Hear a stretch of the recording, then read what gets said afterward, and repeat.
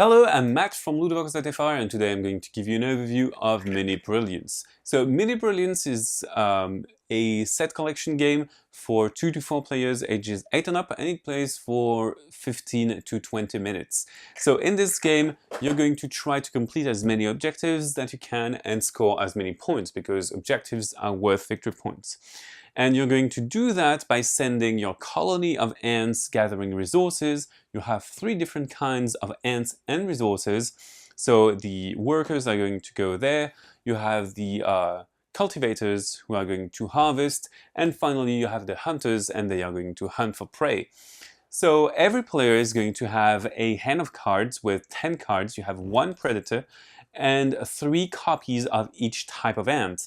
And you're going to have a selection phase in which you are going to, one by one, select the ants that you want. So for example, if I really want to complete this objective, I'm probably going to choose a cultivator. Then the next player might want to complete objectives there. That player is going to select a hunter, and so on and so forth. And we are going to select 3 ants. So that's how we do it. Once every player has 3 ants, that's the end of the selection phase. You can move on to the action phase. During the action phase, you're going to collect resources with your ants. So for example, I'm going to collect 1 raspberry here because I want to collect that raspberry objective.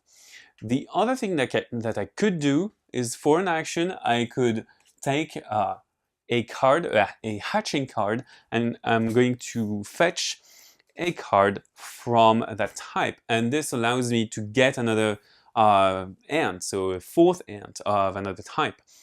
So this takes me in action. It's very important tempo-wise. And then we move on to the next player, then to the next player, then to me. So let's imagine that I'm taking my 2nd raspberry. I have 2 raspberries. I can complete these objectives. I can discard those to get my objective card. So the objective gets replaced. And then I can probably send my new ant, my new cultivator or harvester, to get a new raspberry and a new objective. So this is really great. This makes my day. So we also have a predator, as I told you. And the predator is going to be put on a resource pile, and you discard the first resource of that type. And this allows me to block the players, especially in the endgame when resources are really scarce. So you're going to all play your different actions, and once no one else has actions anymore, that is the end of the season.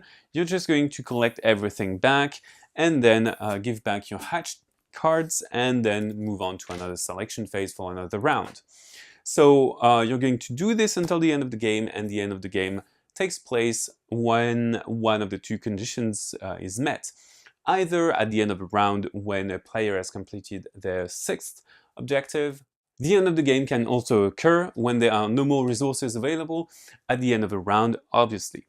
So when endgame triggers, you are going to count up the number of objectives you have of each type, and if you have the majority of objectives of that type, you're going to get a bonus objective, which is 3 additional victory points.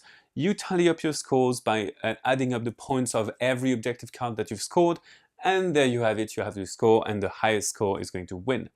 So that's the basics of Mini Brilliance. But you're also going to have role cards, and those role cards are going to give you an edge on a certain domain. You might be able to consult some objective decks. You might hatch quicker. You might attack quicker. So there are a lot of things that you can do with those role cards to improve replayability. So there you have it. This is Mini Brilliance. So this is a race to get the best objective cards and score the most points. So bye bye, and see you on ludobox.fr.